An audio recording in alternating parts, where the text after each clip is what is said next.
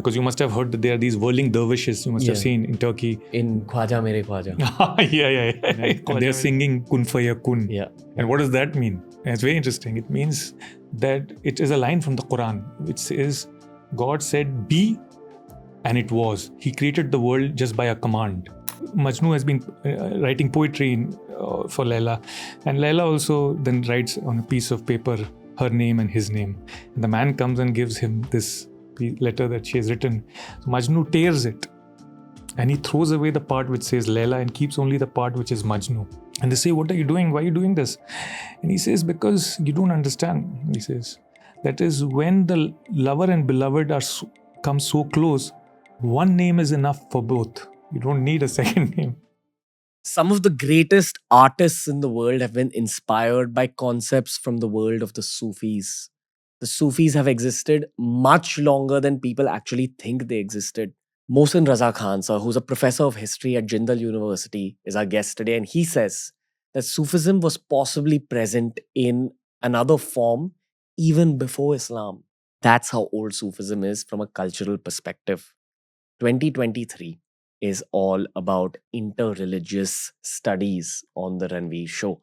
This was an epic episode because ever since I saw Imtiaz Ali's work, Rockstar in specific, I was extremely inspired to learn more about Sufism and why so many artists, so many singers, so many musicians, even like A.R. Rahman himself, are inspired by the stories and the philosophies of Sufism.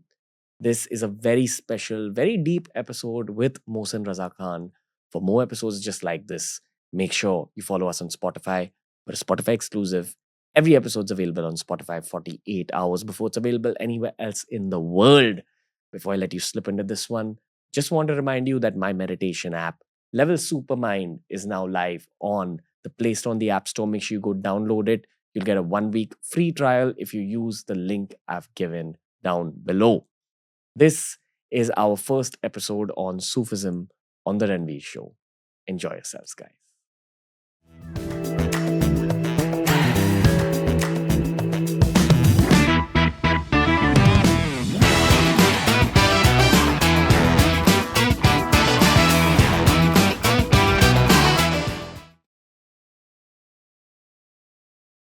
Mohsin Raza Khan, sir, welcome back to TRS. Thank you, Ranveer. How are you? I'm great and looking forward to this episode. I remember before we recorded any episode, you said that you were very keen on speaking about Sufism on the podcast, especially because it's a India first audience. We do have an international listener base. I honestly don't know where to begin this conversation about Sufism, sir. Why don't you start off with the story? How did this begin? What's the pre-context? Wherever you wish to begin. Right. So, Ranveer, Sufism is the heart of Islam, actually, because Sufism is about love. Love is at the core of it. And it's about the oneness of humanity and the oneness of the world. Basically, the story of Sufism begins from even before Islam, likely. Yes. That is what many people believe. So the term Sufism comes after Islam. The technical term is tasawwuf. That is those who are following the Sufi path. Okay. And it's very interesting where the word Sufi comes from, because this is a very good question which often students ask. Where does the word Sufi come from? Because there are various theories of this, right? Because Sufi, some people said, comes from Sophia, the Greek word. Sophia means wisdom. And from this we get the term which we are used to, philosopher. It's a beautiful term, the lover of wisdom. Philosopher. But philosophy. Falsafa, philosophy. Wow. But the thing is that this is not really, to be honest, most likely. We don't know exactly where the term comes from. The other belief is also that it comes from Safa. Safa is in Arabic means clean, pure. That is, we use the term also Safai. Safai kar do means, so they are as if they are clean, but not likely, not even from this term likely. And there's one more theory that this actually comes from the term Suf. Suf means wool. And they used to wear, to show their poverty, they used to wear harsh, coarse wool garments, a cloak, these people.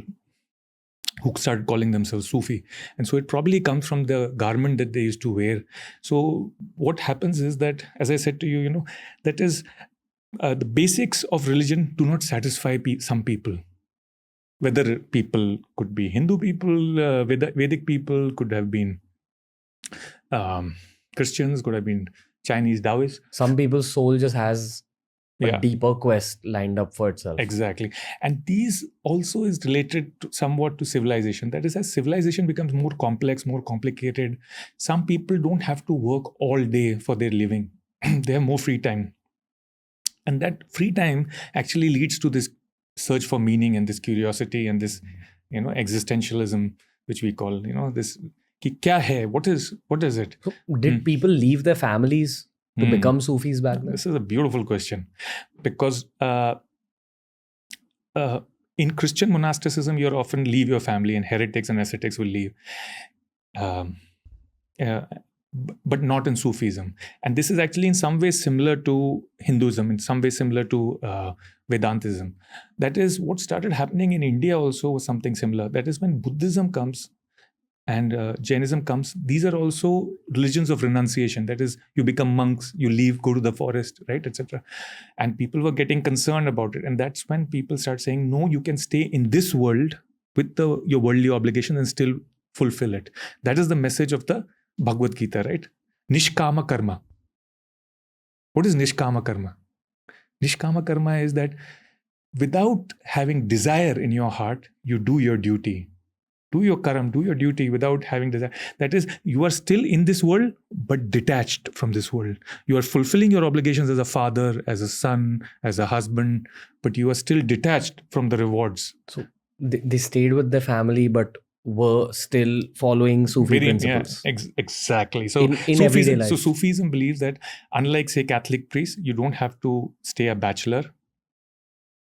And even in Hindu thought, you can be brahmacharya is good, but you can also be a grihastha and still follow the Bhagavad Gita's path, Nishkama karma.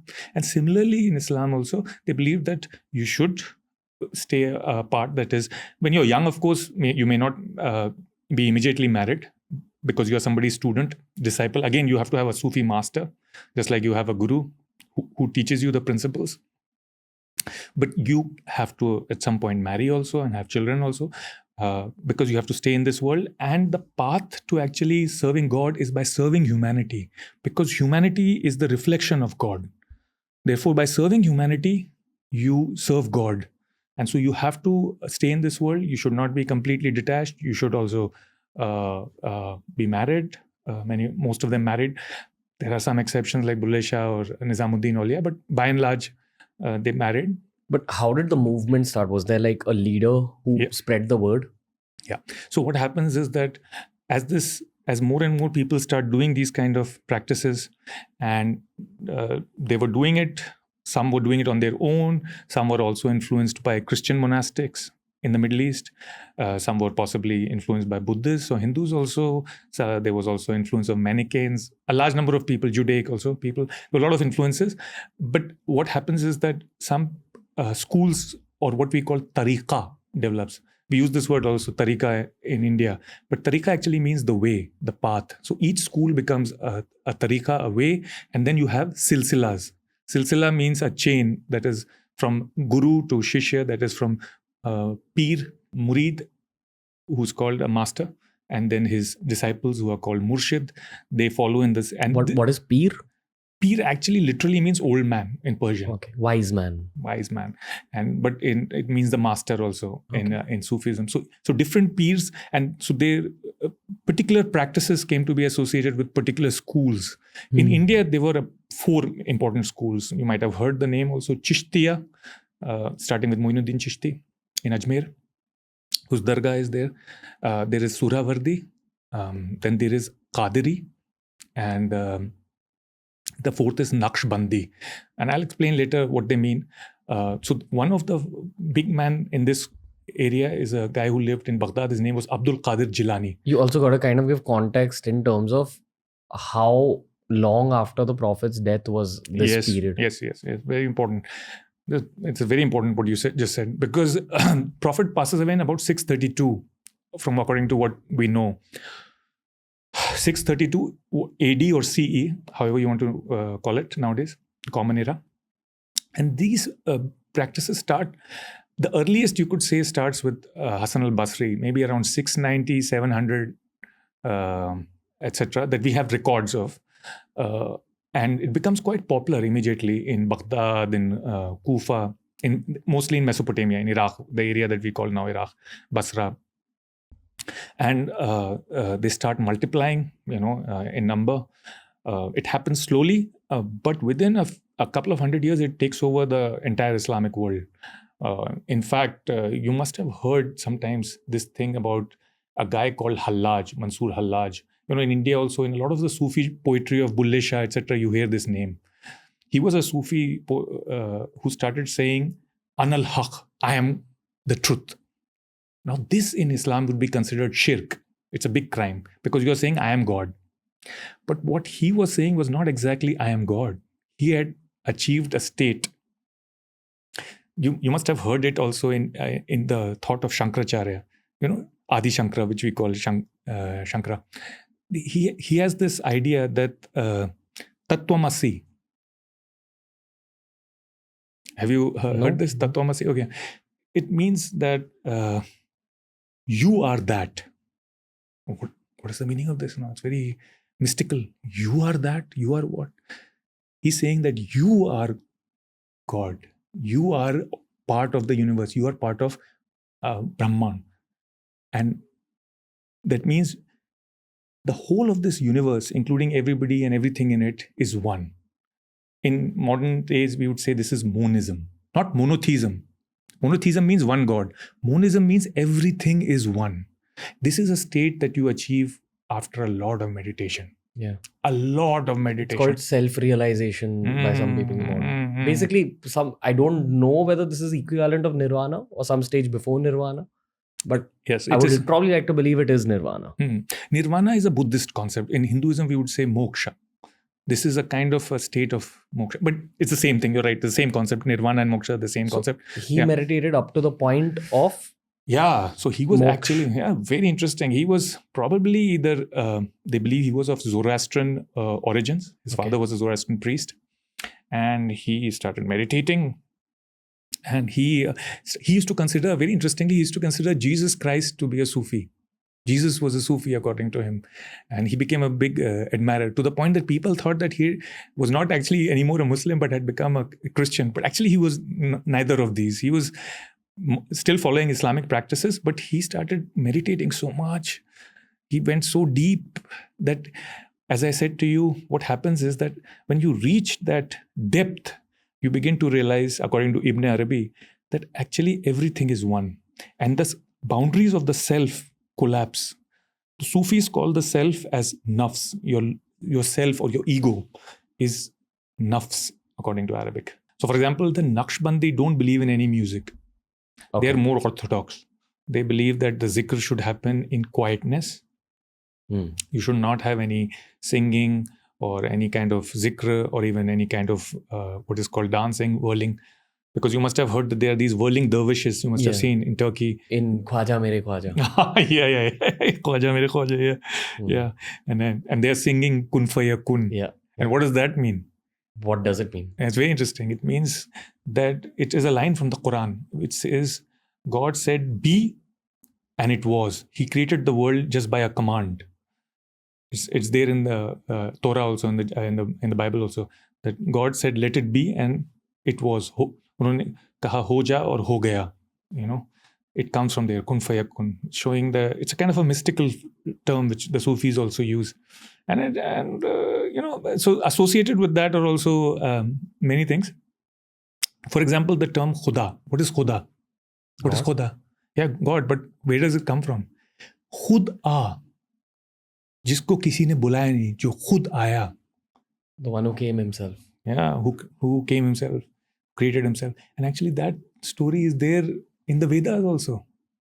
That story is there in many cultures, because Prajapati or Pashupati or whatever you want to say, the primordial man, how is it created? He creates by sacrificing himself to himself. That is the first sacrifice in the Vedic sacrifices, right?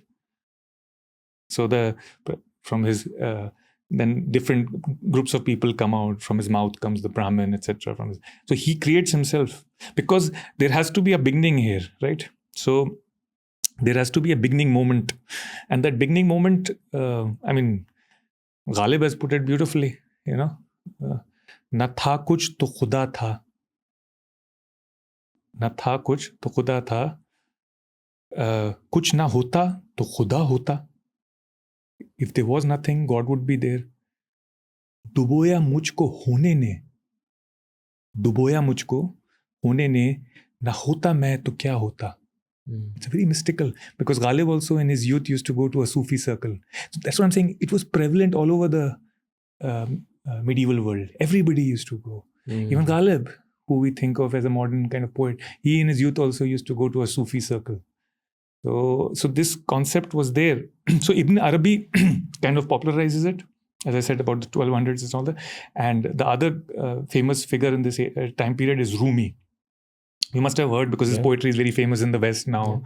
I also think the film Rockstar was based on Rumi's writings. Like, even if you actually go into the story of Rockstar with Ranveer Kapoor, a lot of the scenes have been inspired by Rumi poetry. Even Bulle Shah is very inspired by Rumi. And actually, it is the same thought is there in Advaita. For example, you've heard this term, you must have heard this term in Advaitic thought. Shankaracharya made it famous. Niti, niti.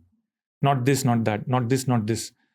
That is, what is God? Not this, not this, not this. What is ultimate reality? And Bulle Shah also has that in that song. You must have heard of Rabbi Shergill's Bulla ki jana mein kaun. That's a song of Bulle Shah's. I got to ask you a little bit about Rumi. Yeah, sure. What was Rumi? This is a very tough question, but a very good question also. So Rumi, Jalaluddin Rumi, was at this peak period of Sufism. He's born around, let's say, around 1200. And he, give or take a few decades here, and he is born in what would now be considered the border of Afghanistan and Tajikistan, etc. And then he migrates across Persia and goes and settles in a place called Konya. It's now in modern-day Turkey. And most of his poetry is in Persian, but he also has in some other languages. He has also written Turkish, etc. And in Turkey, he's a very big deal, but he's also a very big deal in Persia because he writes in Persian. And in India also, he's a very big deal, Jalaluddin Rumi. And his, he's very syncretic. He is, again, very metaphysical. He has a master called Shams of Tabriz, and a lot of the poetry is in praise of his master. And he's saying constantly that, look, this true faith can be found in any religion. That is, you may think of me as you want to think, you may think. He's saying to the Muslims, I am a Muslim also, but I'm not also. I am a Christian also, but not also. I'm neither a Turk nor a... That same thing Rabbi Shergill is using. Bulle Shah is using the same thought in his this Bulla ki jana main kaun, who am I? So he's kind of again emptied himself of... He's reached that stage of fana, where but he still does his prayer, his fasting, and so a lot of his poetry is very beautiful. I could read an extract, but we don't have the time right now. And I'm sure anybody can find it online. There's a lot of his poetry available. So he's part of that same thought process. And he influences also a lot of Sufis after him, including somebody as modern as Iqbal, Muhammad Iqbal from Lahore, who in the 20th century, that, your life should be spent in ishq. That the core of life is ishq, of love. I think a lot of Rumi poetry applies to a romance between two romantic partners, a man and a woman. Like, if you actually read Rumi poetry, you could easily dedicate it to a girl, or a girl could dedicate it to a absolutely, guy. Absolutely. But that is not... That's not the intention. That's not the intention. The intention is to dedicate it to God, divine love. So the love. lover, So the lover is God. So in Sufi poetry, it's very interesting. The seeker, usually, the man, is actually the female. Because he's seeking the God, and God is the male in much of this poetry. But how to explain it to people in the language that they understand? For example, most of our love stories, which we think of now today, are actually Sufi tales. Heer Ranja is a Sufi tale because the Sufis could not explain it in any other way. Soni Mahiwal is actually a Sufi tale. Sasi Pannu is actually a Sufi tale. Why don't you just, in short, explain the Heer Ranja story? I can explain it. But before that, I'll explain the Laila Majnu story because this is the original story. Okay, sure. So Laila... One second, do you want to add anything about Rumi? You know, his poetry is very metaphysical and mystical. And nowadays people also perceive it as romantic, but it's not really romantic. Because the thing was, there was no way to explain to common people what actually the love of God is. Common people cannot understand it. To explain it to people in their language, what is divine love? They converted it into ishq majazi. Ishq majazi means ishq of this world, love of this world, love in this world. And ishq hakiki, that is the love of truth, the true love, is with God. Now, because he's using these metaphors to explain, people sometimes thinks it's only about romantic love. Similarly, when he's talking about intoxication and alcohol and drinking, he's not intoxicated with alcohol. He's constantly intoxicated by the love of God. He's in another intoxication. He's intoxicated with something else. Is it true that he used to have a meditation where he would twirl, and then once he was kind of in that meditative state because of the twirling, he would write poetry? Yeah. See, it's not clear whether he would twirl or this practice started after him or this was part of his practice. But this was not the core of his practice. He had already reached through meditation a very high level even before this twirling, this thing. And this twirling also is very symbolic. That is, you are almost like the planets, you are revolving. In fact, usually the Sufi master sits in the middle or stands in the middle and you twirl around him on this axis. And that's why the Sufi master is also often called Qutub. Qutub means like Qutub Minar. It means he's the pole. Qutub means pole around which the world, the spiritual world revolves. You know, the universe revolves. That's why he's called the Qutub. You know. Have you ever tried that kind of a meditation? I have never tried it. I've never tried it, but it is a form of prayer or meditation. It is a form of Sufi meditation, one of the forms of his school, Mevlevi school. This is one of the forms. So when he's talking about intoxication, or when a Sufi master is saying stain your prayer rug with wine, it doesn't literally mean throw wine on your prayer rug. You know, it means that your whole being has to be intoxicated with that love of God, you know, with that love of passion. I can put it beautifully in a sher by Iqbal, you know. Dayar ishq mein apna maqam paida kar. In the world of love, in the realm of love, make your place. Naya zamana, nayi subho sham paida kar. Create a new world, a new morning and a new evening in this. That means change the physical order of the world itself. This is because Iqbal believed that you can actually be in ishq even when you are so passionately involved in something. Suppose you follow some project very passionately.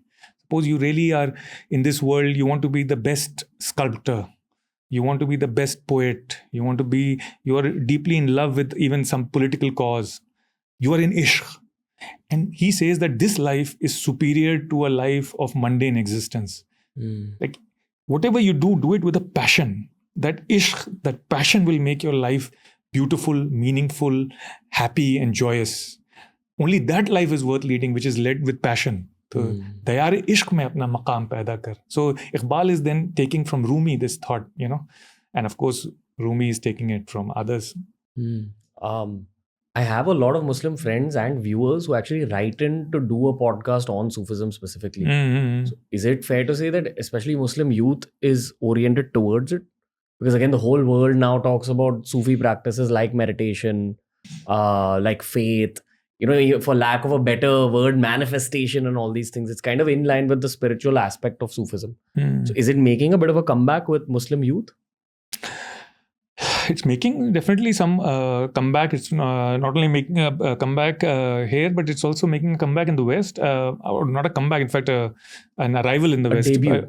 Debut in the West. Yeah. So thanks to people like Rumi and others. And Imtiaz Ali and A.R. Rahman. A.R. Rahman is actually a Sufi in some ways. Yeah, he's been on the show. Oh, okay. Yeah. So he's quite a Sufi. He's quite deep into meditative practices. Yeah. He highlighted Kun Faya Kun a lot. He highlighted his other song Khwaja Mere Khwaja, gave us the story behind it. Achha. It's incredible. I don't want to talk about it on this one because I think that's a great sequel to this episode. Again, you go watch the A.R. Rahman episode we've done. Yeah. But I think he's one of the people at the forefront talking about Sufi ideas. And from what I've understood from this entire conversation, it's so much about unity, oneness, brotherhood, divine love. And often when you find yourself chasing divine love, you become a more loving being even towards other human beings because you realize that oneness is present in them as well. Absolutely. As I said to you, the story of Laila Manju, I wanted to just mention that. Maybe it could be the last section of this podcast. Absolutely. Because this is how Sufi masters kind of propelled their ideas through stories. Exactly. So go for it, sir. Okay. So you must have heard this song also. Ranja Ranja Karti Main Aape Ranja Hui. It's a song which is there in Heer Ranja. It's there in Bulle Shah. It's there in now in Bollywood also. What does this mean? I kept calling out to you until I became you. Something like that? Yeah, something like that. That is, I was so immersed in you that I became you. There is a beautiful verse of Amir Khusro's here.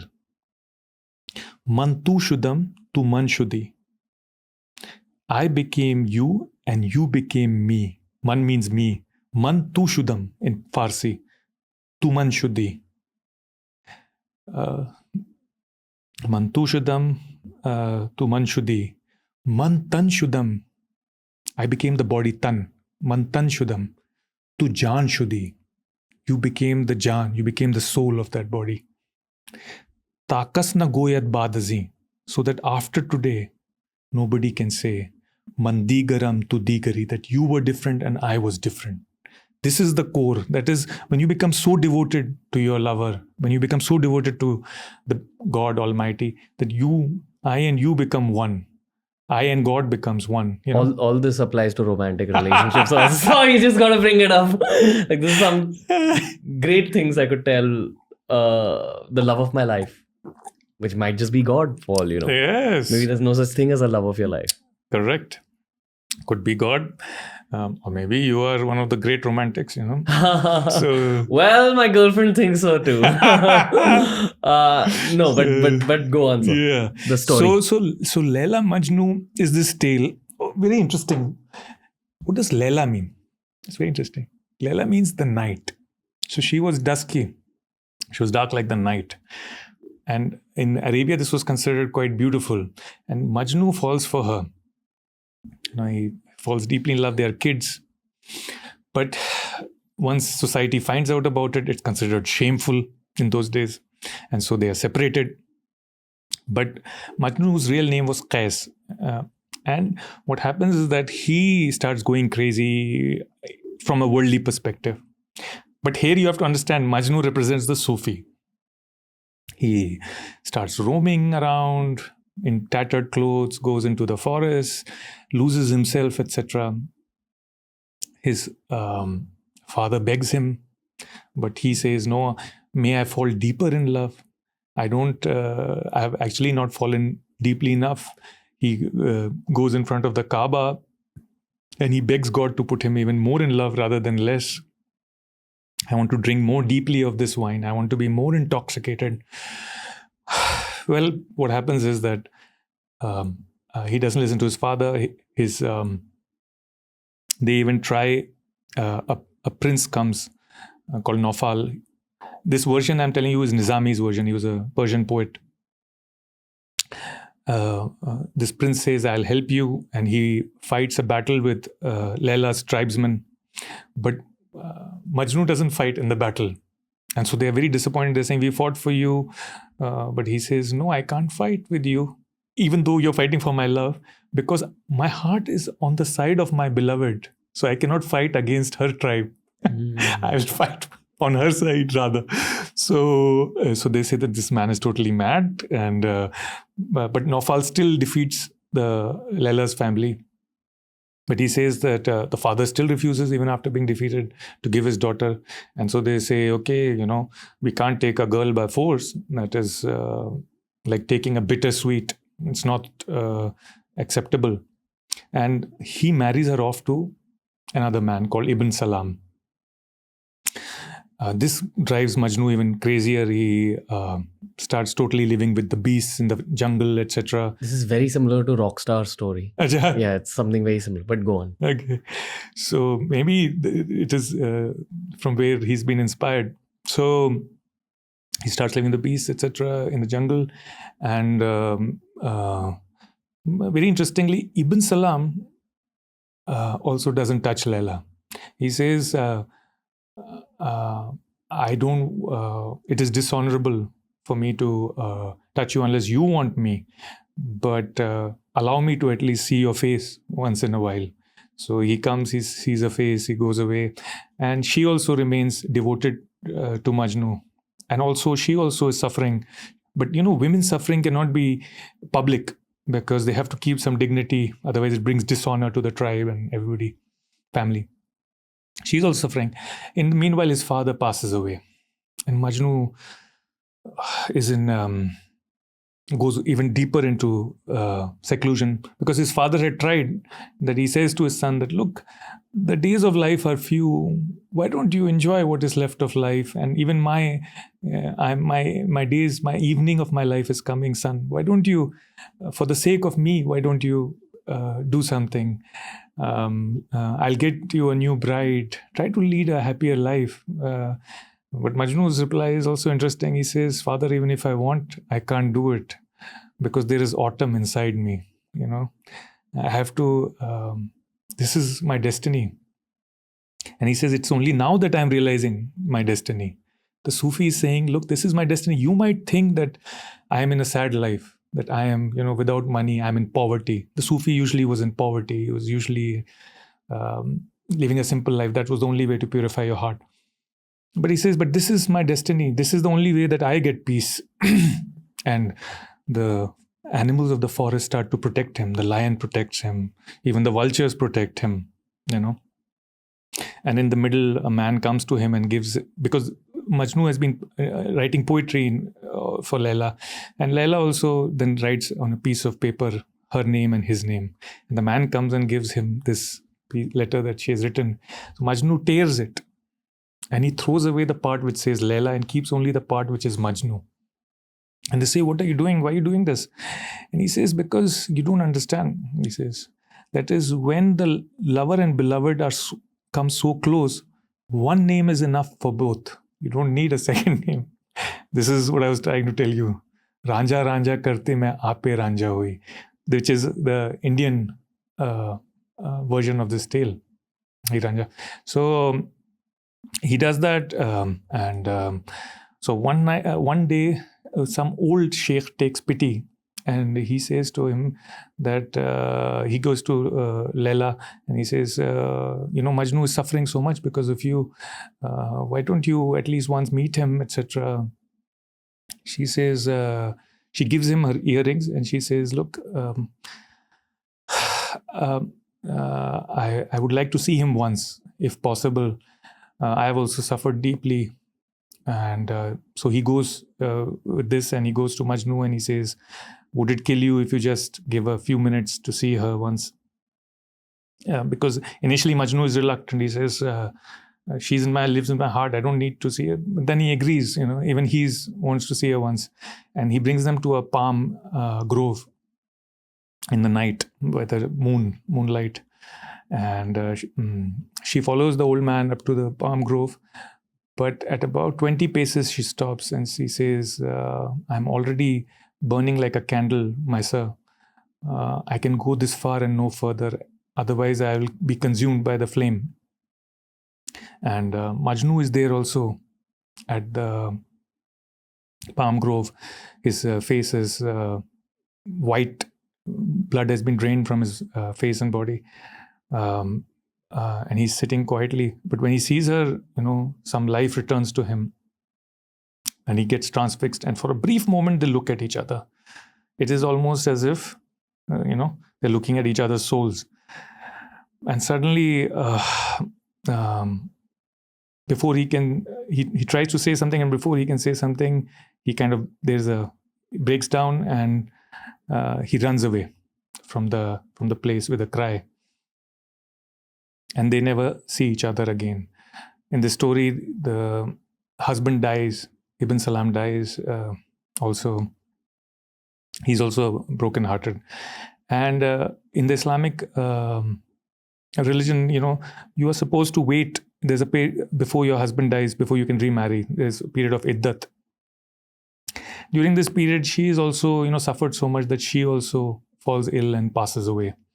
And then this news is sent to Majnu. So he rushes to her grave, and he presses himself. Once he realizes this is a grave, he presses himself so hard against the stone that just with one cry, which is Laila, his body also collapses and his soul departs. So, but he keeps lying over the grave. Some people said for weeks, months, years, nobody knows. And the animals protect him until he's also turned to dust and bone. And then Nizami ends it with these lines that, they could not meet in this world, but we hope that they unite in the next and live in the same tent under the sky. So what is this? What does this all mean? I mean, I've shortened a very long story for you, but what does this all mean? This actually sad story is the story of the Sufi. And same thing we have in India in the story of Heer Ranja. Heer is from a different tribe. Ranja is from a different tribe. They love each other, but they're not able to marry. She's married off to someone else. And then Ranja becomes a mendicant. He becomes actually a Nath yogi. Kanpatha means one whose ear, kan, is threaded. And he goes from house to house begging, where at one he comes across her, when he's going across begging.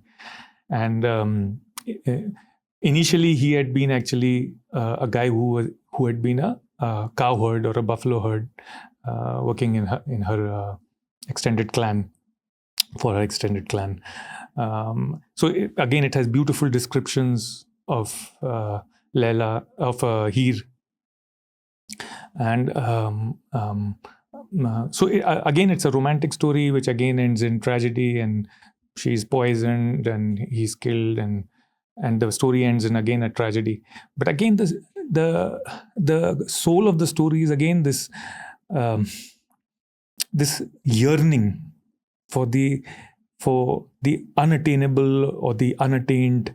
You can, for human purposes, you can see this as a romantic love story. You can see this as a kind of ishq majazi, as they say. But in effect, it is about this ineffable essence. And why this is also very Sufi is because, as I said to you, the essence of God is, according to Sufis, is love. The way you will find God is through this path of love. And when the mirrors are removed, when the veils are removed, what will remain will be love. So when you were looking out at the sun, I told you that there are birds going. There's a group of birds going. This again is a metaphor of the Sufis. There was a guy called Fariduddin Attar, again around 1300s in Iran. And Attar means itr, the same word, it is perfume. Very interesting guy. He wrote a story about how the birds get together and they say, we want to meet the simurgh, the which is actually representing God, but he's the mythical god-like bird. Murg means bird in Farsi. And the leader says to them that, okay, but you have to follow my commandments very strictly. If you disobey me, that'll be the end of this journey. Because it's a very difficult journey. I know how it's done. Again, he represents the Sufi master. You have to follow the guru, the master, very carefully, because he'll take you through the stages. And he takes them through 7 valleys. Each of the valley is a different stage of meditative or Sufi practices. Until the final stage comes where you don't know who am I anymore. Which Bulle Shah says, Bulla ki jana main kaun? Because now you have lost the sense of self itself. And finally, you come to the 7th stage where you are confronted with the Simurgh. But what they're actually confronted with, because out of the thousands of birds, only 30 have reached. What they are confronted with actually, the Simurgh is actually a mirror. They are confronted with themselves. They're looking at themselves. And he says that now you have finally reached your self, your ego, your nafs has been destroyed. What you're looking at is whatever you want to call it, haq or Brahman, or you are now actually, and Si means 30. So actually, Simurgh is actually the 30 birds. So the 30 who reach in the end are the ones who are only looking at themselves. That is the end, that is when you realize the fana of the self. Lots to take in. Episode full of love, full of self-actualization, self-realization, and history and stories. So thank you, sir. I hope you had fun talking about your favorite subject. It is, certainly. Amongst all the subjects you know a lot about, I feel like Sufism is your subject. Yeah. And it's also the subject of India. It is what brings all of us in some ways together. This Advaitic, Sufi, Sikhi, all of these come together here. Message is the same. Yeah. Christian monasticism, all of it is exactly the same. And this story of the Indian Sufis kind of brings India's history together, because they are trying to form bridges, as I said to you, with the Gorakhnathis, with the Advaitics. They have conferences with them. They sit, they discuss practices, they exchange practices. They try to develop a syncretic culture. And you can see this in our songs. Medieval songs are the best reflection of our culture. Yeah. I mean, I'll say to you with these words, the word Rab, or Rabba. It's very interesting. It was used by all 3 religions for God in the Punjab and in Delhi also area. That is in Hinduism also, in Sikhi also, in Islam also. What does that tell you? Is there any other place in the world where you would find 3 or 4 people of different religions using the same word for God? This tells you what kind of a syncretic culture existed. I'm just hoping that, podcasts like this actually spread the true message of being a human being. That's the intention. Yeah.